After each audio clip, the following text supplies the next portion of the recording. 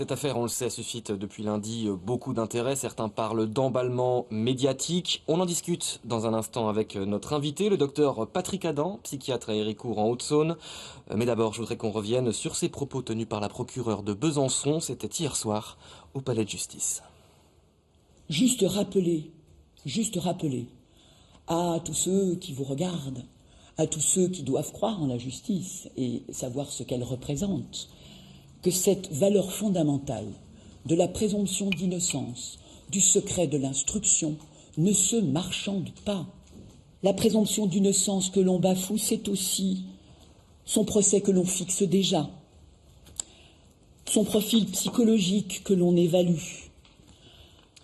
Elle a raison, Patrick Adam, de tenir ses propos. Oui, tout à fait. Dans cette affaire, moi, il y a deux mots qui me viennent. C'est le caractère pathétique et l'indécence de certains propos que j'ai pu entendre, ou en tout cas certains confrères, et puis un petit peu de l'emballement médiatico-politique même qu'a eu cette affaire. Je pense qu'il faut respecter un certain délai de décence, notamment vis-à-vis de la souffrance des parents de la victime. Ensuite, j'ai tout entendu. J'ai entendu que Jonathan Daval avait une personnalité narcissique, voilà, qu'il avait été brimé, humilié par son épouse. Alors déjà, tout d'abord, je considère que c'est pas le temps d'évoquer un peu ce genre de choses.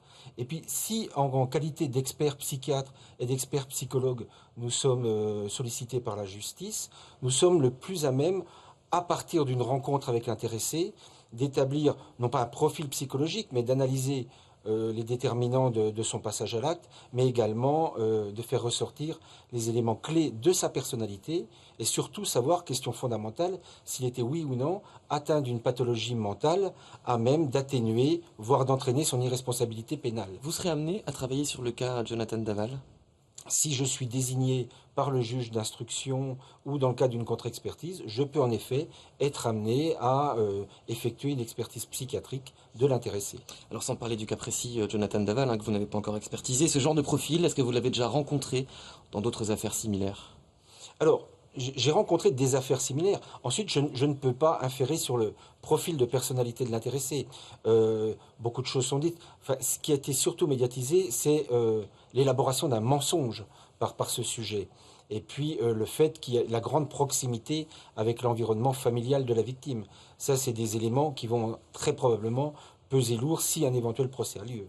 Qu'est-ce que ça dit de notre société en général, cet intérêt, cet engouement suscité par l'affaire Alexia Daval ? Pourquoi est-ce qu'on se sent tous touchés ? Ben, on se sent tous touchés parce que, je dirais, en économie comme en psychologie, faire crédit à quelqu'un, c'est lui faire confiance en faisant le pari de ne pas se faire avoir. Et là, beaucoup de personnes ont le sentiment qu'ils se sont fait avoir quelque part. Enfin voilà. Mais on a surinterprété également certaines attitudes de l'intéressé. Quand vous voyez quelqu'un pleurer, vous constatez qu'il pleure. Mais savez-vous pourquoi il pleure ?